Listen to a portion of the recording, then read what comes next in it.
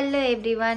তো আজকে আমি তোমাদের সাথে শেয়ার করছি আমি কিভাবে কড়াই পনিরটা বানাই। মানে গোটা গরম মশলা, মৌরি, গুঁড়ো ধনে আর গোটা জিরে, শুকনো লঙ্কা দিয়ে আমি এটাকে ভালো করে শুকনো খোলায় ভেজে এটাকে এবারে মিক্সিতে আমি গুঁড়ো করে নেব। এখানে আমি পনিরগুলোকে ভেজে রেখেছি, গোটা পনির।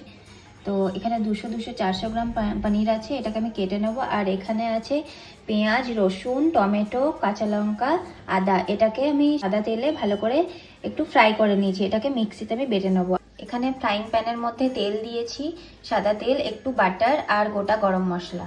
এখানে কেটে রেখেছি হচ্ছে পেঁয়াজ আর ক্যাপসিকাম। এখানে পেঁয়াজ আর ক্যাপসিকাম দিয়ে দেবো তেলের মধ্যে, এটাকে ভালো করে ফ্রাই করে নেবো।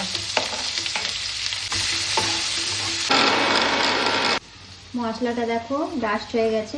এই পেঁয়াজ ভাজা এগুলো সব আমি এর মধ্যে দিয়ে দেবো, মিক্সিতে পেস্ট করে নেবো। গরম আছে পেঁয়াজ আর